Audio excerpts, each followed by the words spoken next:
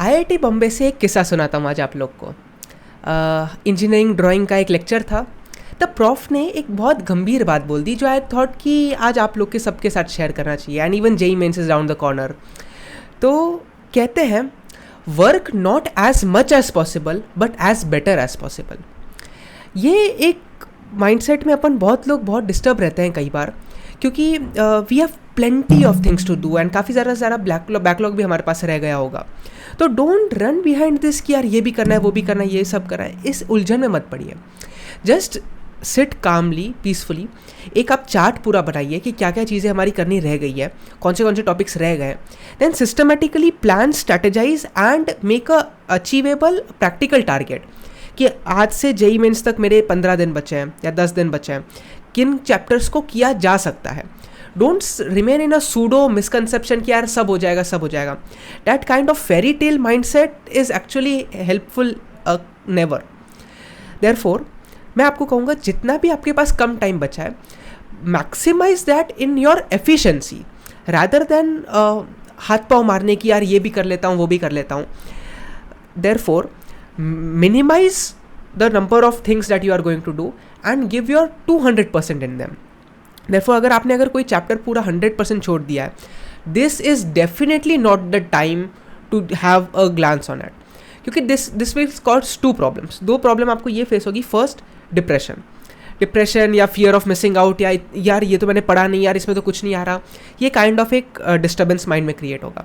Second thing, आप जो चीज़ आपकी एक गुड लेवल पे है, आप हो सकता है आप कुछ ना कुछ बहुत पहले आपका एक चैप्टर होगा जो बहुत स्ट्रांग लेवल पे होगा, लाइक से मैकेनिक्स आपका बहुत स्ट्रांग लेवल पे है, पर अब आप हल्का फुल्का उसको भूल गए।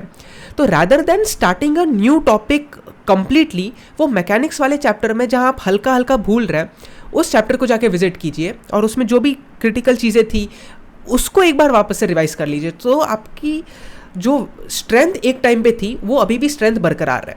Because we should never forget कि इतनी ट्रेनिंग का फ़ायदा क्या हुआ जब आप युद्ध के दिन सब भूल गए। This even resides from the Mahabharata. जो कर्ण था, he was, many people acclaim him to be a greater warrior compare to Arjun. जितनी अर्जुन की स्किल्स थी, कई लोग ऐसा मानते हैं कर्ण की स्किल्स उससे भी ज़्यादा थी। बट कर्ण गॉट अ श्राप कि you will forget your greatest skill on your most important day. तो ऐसा बहाना या ऐसा रीज़न हमारे पास बिल्कुल नहीं होना चाहिए। यार मैं 11th में मेरा टॉपिक ये बहुत स्ट्रांग था, मैं एकदम फोड़ देता, पर जब एक्चुअल युद्ध का मौका आया, जब एक्चुअल जेई मेंस आई या कोई भी आपका एग्जाम फॉर दैट मैटर, तब आप उसको भूल गए। तो that is really absolutely no point of giving your efforts at that time, at that point of time there. Therefore start becoming matured from this perspective.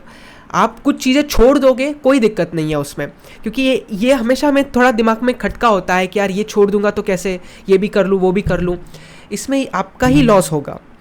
Therefore this is perfect time. आप जो भी chapters आपके, एक आप column बनाइए, आपको क्या क्या आता है, क्या क्या पसंद है पर नहीं आता है, क्या क्या नहीं पसंद है, नहीं आता है। So take a A4 size paper, divide it into four smaller rectangles, 4 sections. Make x and y axis. X axis में आपका होगा लविंगनेस, क्या पसंद है आपको। y axis में होगा आपका स्ट्रेंथ। तो नेगेटिव y axis मतलब माइनस इन्फिनिटी काइंड ऑफ, वो पेपर पे जो लोअर मोस्ट एक्सट्रीम है वो होगा आपका सबसे वीकेस्ट टॉपिक, एकदम y axis के टॉप पे होगा सबसे strongest topic. X axis lovingness की चीज़ों में है। यूजुअली मैं अपनी तरफ से बताऊं तो एक्स एक्सिस का लेफ्ट मोस्ट पॉइंट मेरा इनऑर्गेनिक केमिस्ट्री रहता था, राइट मोस्ट पॉइंट मेरा फिजिक्स का रोटेशन, मैकेनिक्स, ये सब होता था। अब इसमें से आप आपके जो भी टॉपिक्स है उसको 4 हिस्सों में बांट दो। टॉप राइट कॉर्नर क्या होगा, आपको पसंद भी बहुत आता है वो, और आपसे होते भी है उनके प्रॉब्लम्स। तो ये आपके सुपर स्ट्रेंथ्स है। तो इन चीज़ों पे आपको वक्त बिल्कुल ज़ाया नहीं करना। प्रॉब्लम क्या होती है हमारे साथ कि हमें जो पसंद होता है हम वही चीज़ करने लग जाते हैं। This is because this gives the least pain to the mind and to the body. जो आपकी स्किल्स है, आप अगर वो करोगे तो बॉडी को पेन नहीं हो रहा है, so body quickly releases the happiness hormones. तो वो नहीं करना है हमें। वॉरियर क्या होता है, जो उसकी वीकनेस है वो उसको शार्पन करता है। ना कि जो उसकी स्ट्रेंथ है उसको और ज़्यादा उसी मतलब उसी को रिफाइन करने से अच्छा जो वीकनेस है उसको पहले स्ट्रेंथ में कन्वर्ट कर लो. And when you have everything at a pool, when every topic of your is at more or less at the same strength, then it is the point of time to convert your strengths into super strengths. This JEE Mains is definitely not the time where you have to create your strengths into super strengths, because वो खुद expect नहीं करते आपसे इतना कुछ जानना. Therefore जैसे ही आपने 4 हिस्सों में बांट लिया, आपका वो चीज़ें देखिए जो आपको पसंद है और आपसे हो नहीं रही है. The first target of your should be that.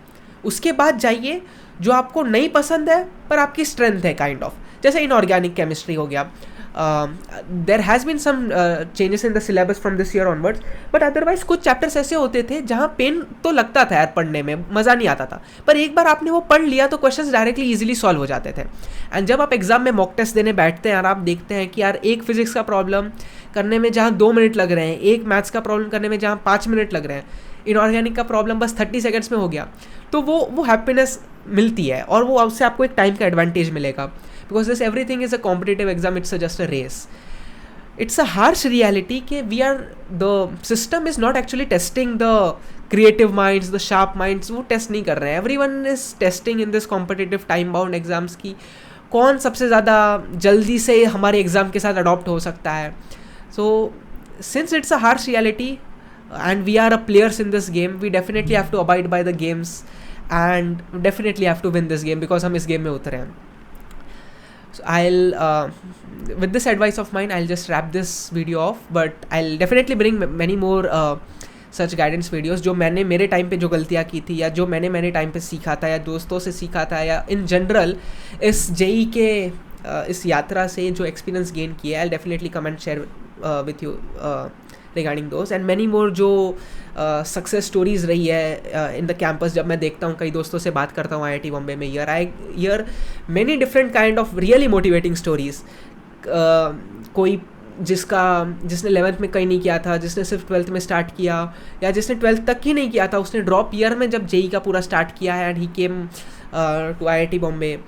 Many different stories are there. एक रियली मुझे एक स्टोरी कनेक्ट कर गई एक पर्सन की. He is doing PhD year from IIT Bombay. मैं उसकी उनके साथ एक पूरा पॉडकास्ट आपके साथ ले आऊँगा. मैं उनकी स्टोरी देख के कह सकता हूँ कि जैसे 12th फेल 12वीं फेल मूवी बनी है, वैसे ही वो डिज़र्व करते हैं उन पर एक पूरी फिल्म. इट वॉज लाइक के when they wanted IIT Bombay for BTech, IIT Bombay rejected him. And there came a time when he rejected IIT Bombay during his PhD, and then later down the time both of them mutually wanted each other, and that's how he landed out here. Definitely stay tuned for more interesting videos to come. All the best guys. Thank you very much.